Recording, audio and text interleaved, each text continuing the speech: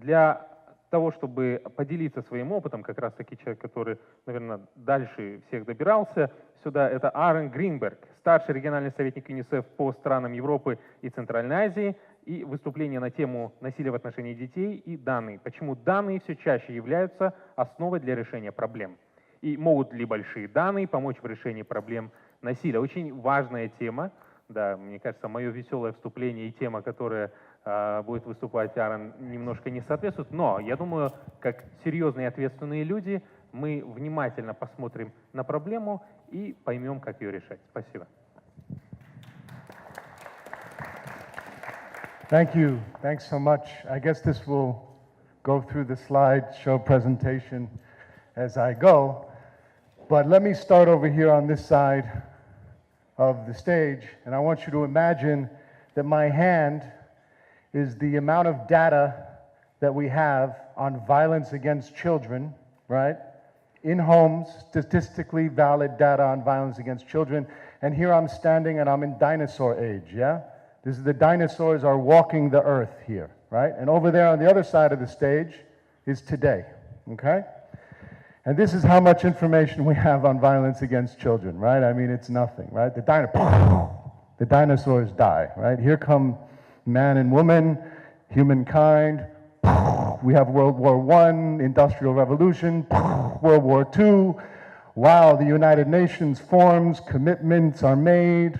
We have 2006, 2007, 2008, when the UN conducts its first ever study on violence against children and finds nothing in terms of data, but speaks about the issue, first time globally. Governments come around and actually speak about why this is important for the first time. And then we have the Sustainable Development Goals. This is now going to be, I realize this is going to be difficult for me because I don't have it in English. So this is going to be a challenge. But, and the commitments in the Sustainable Development Goals, and we can go to the next slide. And as a result of these commitments that were made, the amount of data we have now on violence against children throughout the world is incredible. It is rich. It is detailed. It is revealing things that people still don't really want to talk about, but are having to talk about more and more and more. And we're not talking only about rape or repeated physical abuse, which for a long time we have all recognized as governments, as civil society, as business, that we must address. And whether we address it well or not is another question, but these are statutory cases of physical and sexual abuse that we must address. But what about the parent, the new parent, who wakes up with their newborn baby who's 1 year old, 2 years old, and the baby is crying and crying, and they remember when they were growing up, somewhere back in their mind, what their parent used to do when this happened. Not because the parent thought I am being abusive to my child, but because really they felt this was the way that you get a child to stop crying. You shake the child, you get frustrated. Child gets a bit older, 5, 6, 7 years old, maybe you spank your child. How many people were spanked? No, don't do that, I don't want to do that. But many, many practices are now being revealed in terms of their frequency. So what do we see everywhere? We see that the phenomenon has nothing to do with whether you are in Asia or in Europe or in Africa, whether you're in New York City, where I am from, or you're in Kazakhstan, in Almaty, or in Astana. The prevalence numbers are the same. We're talking about 70% of physical violence, right? Physical and emotional violence committed against children. And the stats are here that sort of summarize this for you in a way that we can stand by and we can say, we know this is true. And one of the most harrowing statistics up here, one of the statistics that as a new parent, myself, with twins, shakes me to the core, is how many children below the age of 2 and 3 are subjected to violence. And violence, now we know, with the intersection of science and the development of brain and the fundamental development of your brain, that these minor, or what we used to think might have been minor and less problematic forms of violence, are actually deeply affecting children and outcomes for their lives. Deep outcomes for their lives. So I won't go through this. I hope that you've had a chance to read some of these stats. But it's powerful. So we have a lot more data. Next slide. Now I'm going to be really, this is going to be difficult for me because I don't speak Russian. I don't necessarily know exactly what each one of my slides says. But this is a summary of what essentially governments and communities are committing to around the issue of violence against children. And I think, if I'm not mistaken, that when it comes to commitment, legal and policies and legislation, you find that the greater the blue, the greater the quality, the greater the commitment. And the less the blue, the less the quality, the less the commitment. And so what this tells us is that people are aware and the legislation and policies are changing. And that's partly because in my little demonstration in 2006, we had those commitments. The Violence Against Children study helped governments to say, we got to do something here. And they did. And so you had a huge explosion of legislation and policy change. But what we're missing is data. Now, we've seen an increase in data, and I've been able to show you that, but we're still missing a lot of data on this. Why? Because it's sensitive. And while studies and the information that I showed you on the previous slide is about representative samples and studies, surveys are incredibly important to understanding the prevalence levels of violence and the different prevalence levels of violence. It is administrative data. And I really liked the video, because the video that you showed was amazing. It really shows and illustrates, you know, I think the essence of what governments are facing, and that's linked data, and how you use linked data across systems to triangulate better outcomes for health, better outcomes for education. And so I'm going to talk a little more about that in terms of what's happening in the world. But the next slide, I'm just going to allow you to read, because I don't have it in English in front of me, and I didn't memorize my presentation. And I think this says something like, what the heck is UNICEF doing, right? What are we up to? And whether or not it says that or not is beside the point. That's what I'm going to talk about now. What UNICEF is doing, so Attila, who is the guru, who is the real master of our mix survey, which is a survey we do in every country around the world.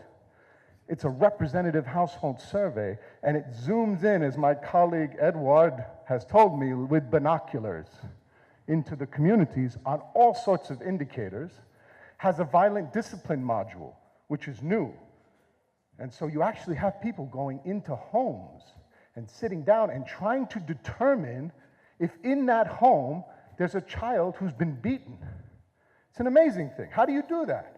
What question do you ask? Who do you ask? This is intense work that they are doing. Intense work. And it's producing incredible results. But it's sensitive. But that's going well, relatively well. What isn't going as well is administrative data on violence. That is, we understand the prevalence rates now. But how many people are reporting violence? How much are we breaking the taboo in talking about violence? That is an area where UNICEF is putting, please go to the next slide, an incredible amount of its energy now, with line ministries, whether it's justice or social welfare, looking more at health, because if we think about it, the majority of violence cases should be picked up by health systems, right? When a doctor who's rushed and seeing 40 patients a day sees bruises around the neck of a child, he or she should be able to recognize that as a warning sign and report somewhere and say, hey, social worker in the health system, which you have in Kazakhstan. Whew, bravo. You have social workers in Kazakhstan in your health system. So sitting there in the same space, please come and take a look, yeah? Let's see, maybe yes, maybe no, I don't know, but I recognize it. So how do you build up the capacity of the system and the people in that system to detect and refer and respond? Okay, we can understand that. Next slide. I don't even know what this says. Next slide. I probably don't even know what this says. And you know what? I really want to get to an issue that I've been discussing with my colleagues. And those that can read, I hope that this is helpful. But I want to discuss an issue that I've been discussing with my colleagues, which is that in the area of violence against children, I was thinking before I came, this meeting and this discussion has helped me and challenged me to think about this issue in ways I've never thought about it before. So here we are in 2018, right? Dinosaurs over there, right? If we look out and we look at where we are now and we think about data and violence, and we think about what is happening in the private sector, what is happening in the health sector, what is happening in urban planning using big data, it's amazing, it's incredible. It's incredible. They're there, we're not. Where are we? We are in the area of linked data.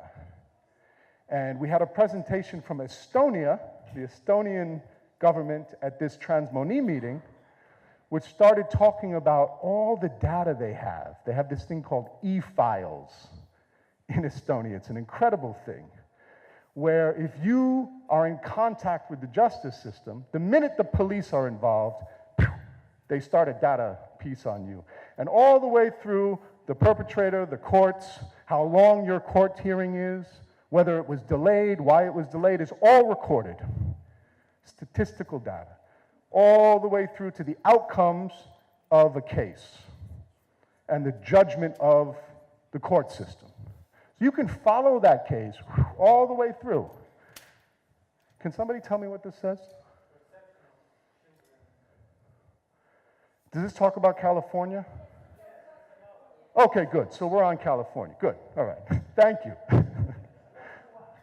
Thank you. Thank you. This is a participatory presentation. So the issue here is how do you link the data? What Estonia is doing is incredible, and in the justice sector, they've developed an e-system of tracking these cases.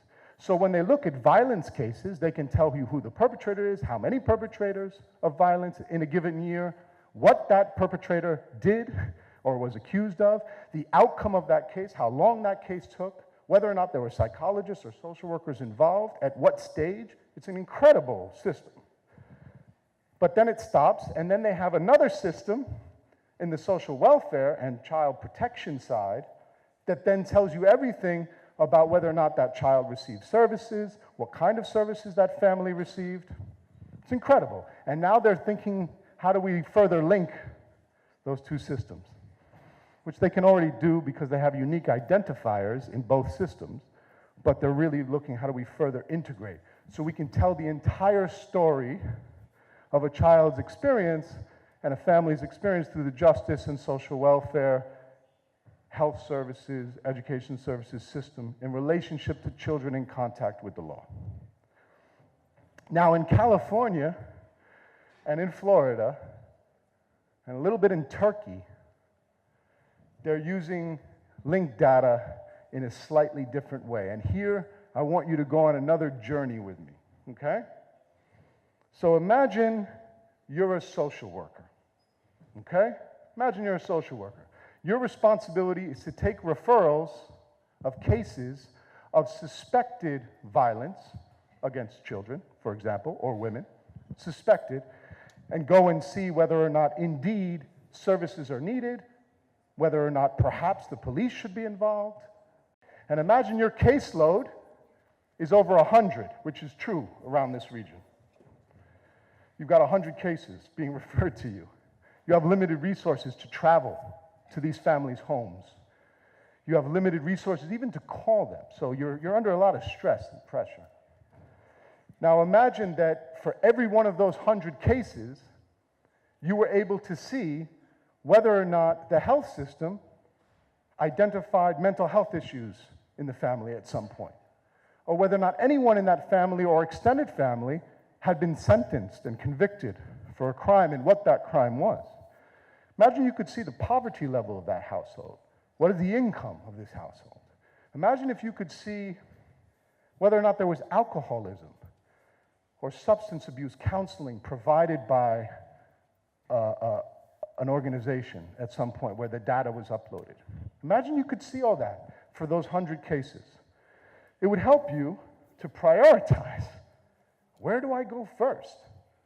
You know, which family should I pay more attention to? And this is something for a social worker every day they struggle with. Where do I go first? Because the difference between slapping you and throwing you out the window might be a matter of weeks or months. The severity of violence can grow. How do you know? If big data can populate this for you immediately, big data, it's not big data, linked data can populate that for you immediately, it would help you. Oh, maybe I should go here first. Maybe I should go there first, second. And when you arrive, you don't have to ask those questions again to a family and say, is there mental health issues? Because actually that's the most difficult part of social work, is building confidence and trust with a family that doesn't know you from anywhere, that you come knocking on the door. To build trust, that they trust you to tell you their problems that you need to know to help them, is one of the most difficult parts of social work. So if you knew all that in advance, okay, that helps. But what are the ethical considerations about that? Okay, we can say people might be willing to surrender their data if they know it helps them to avoid cancer. You know, or surrender their data if they know that it's going to help them in planning where to build their next coffee shop, because they know that, you know, traffic and foot traffic are big determinants in determining where you're going to put your next coffee shop.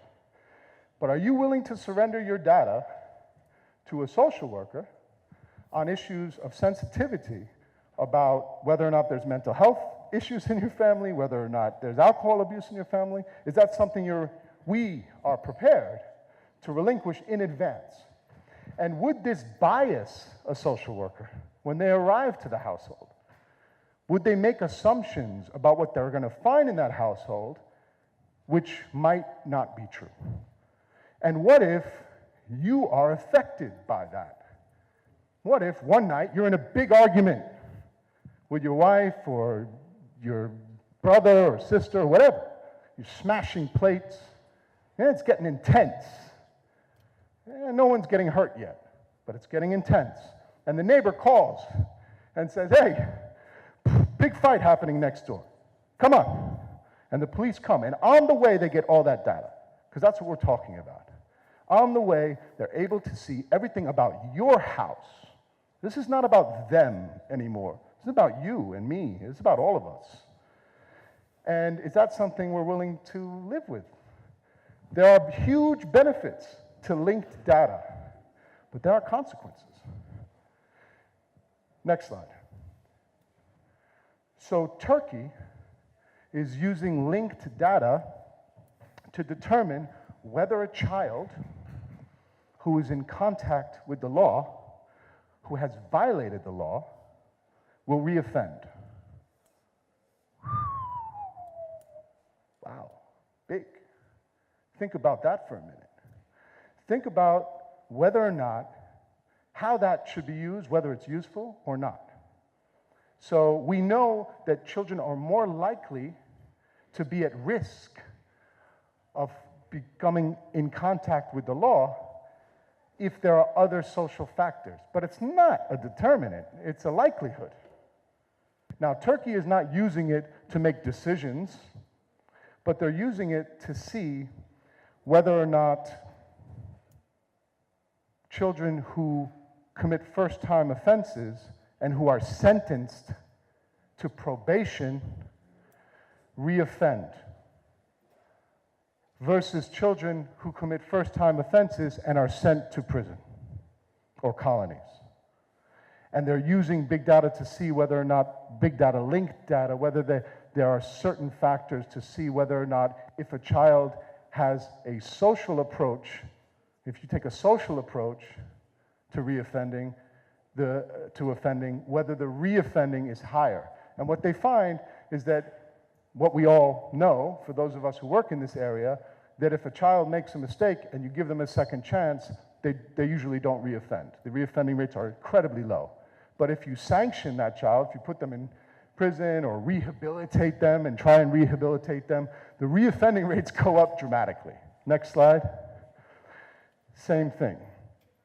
So if the reoffending rates go up dramatically because we think we're rehabilitating, but actually, you know, if I were to ask the question right now, don't answer, don't raise your hand, but if I were to ask the question, how many of you as teenagers, and we have some teenagers here, made a mistake one day, were out hanging out with your friends, did something you shouldn't have done, and imagine you were caught for that.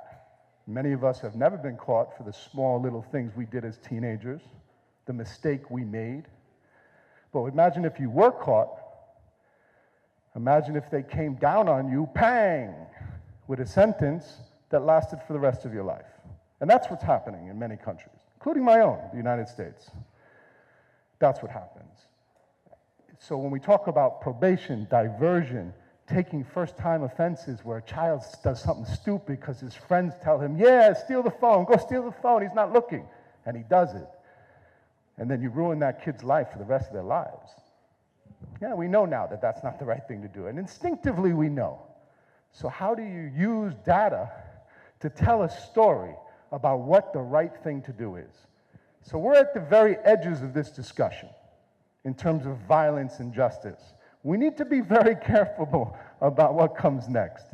But it is an incredibly exciting time for a sector which is growing, for taboos that are being broken. And maybe I've talked too long, but I hope it was interesting. And this forum has challenged me to think about this in new ways that I haven't thought about before. And for that, I am deeply grateful for the Astana Hub, for all of you, and for our continued engagement. Thank you.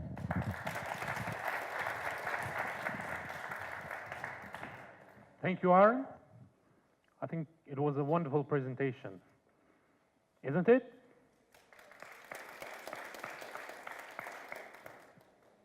As far as it was a participatory presentation, I think we can still have a few questions. One or two questions, please. Go ahead. Thank you a lot for presentation. It was really interesting. And while doing our research, we faced really important problem. It is lack of information. You say that you have a lot of information, really big data, but don't you think that it is a good idea to share this information with society? You said that government has been interested and different organizations are interested in violence and children. Don't you think that it is really important to make society interested in these problems? And I think it's gonna bring us to efficient way of solving these problems. Yeah. Thank you. Yeah, I do. I do. I believe that we need to look at ways to give you, young people, this information in ways that are going to challenge us in fundamental new ways about what information can we share with not only you, but anybody. Because the ways in which these surveys are done, and they're not done without government approval, oversight, cooperation. In fact, it's governments that are leading these studies. But there are issues of confidentiality here. How much data can you give that get closer to revealing issues of confidentiality? I believe there is a lot of space here for us to explore, but we'll need to be very careful. But I also believe that if we don't explore that space together, that we won't be able to further address the biggest thing that's going to make the difference, and that is talking more about this issue in society, breaking the taboo further, changing people's understanding of violence. So thank you for saying that, and I think we need to take that away and really work on that.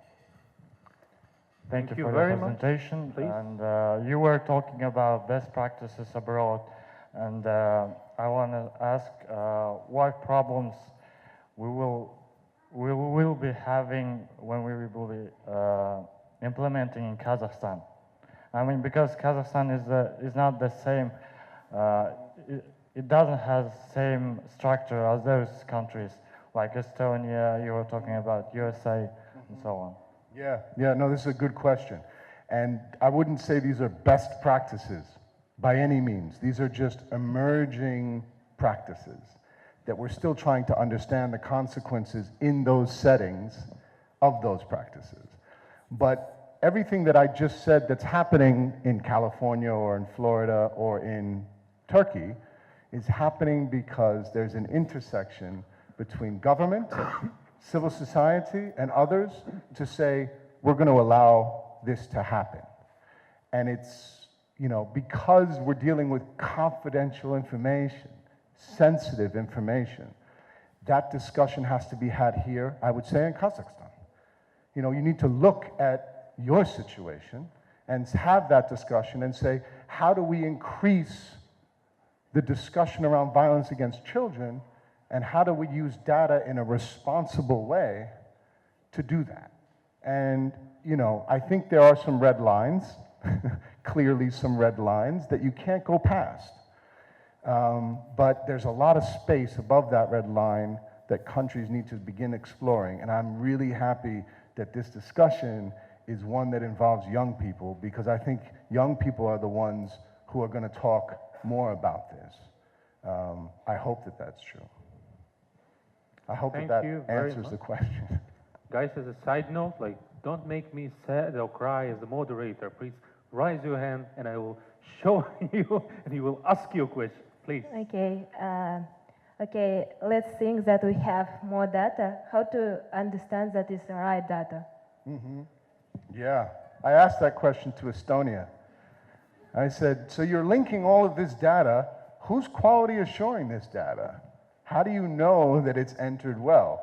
And they gave a really kind of quick answer saying, we have a National Statistic Office which is responsible for quality assuring data. Yeah. Okay, next question. So we didn't really get a chance to dive in. These are the important questions. I mean, if you're starting to shape a policy response based on this data, you better be right, no? You better be right. Otherwise, you're going to face some real issues. But there are experiences. So I think exchanges between places like Astana and Kazakhstan and places like Estonia are things that UNICEF can bring. You know, we can bring that kind of, we can broker that relationship and say, hey guys, maybe you guys should talk to each other. Astana's doing some amazing things, and in Estonia they're doing some amazing things, and that can maybe help to answer some of those questions in detail, because that can't be answered in a 5-minute, yeah, you need to deepen that discussion.